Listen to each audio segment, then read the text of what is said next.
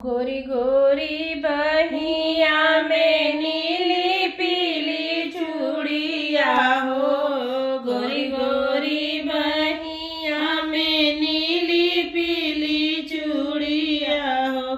अरे बीचे बीचे सोहेला कंगनवा, हाय सीताराम से बनी।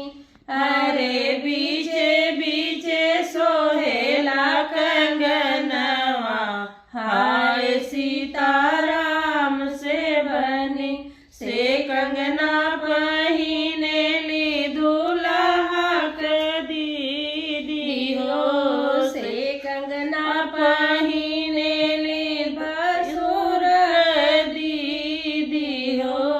अरे घूमी घूमी मांगेली जोरनवा, हाय सीताराम से बनी। अरे घूमी घूमी मांगेली जोरनवा, हाय सीताराम से बनी। अपने महा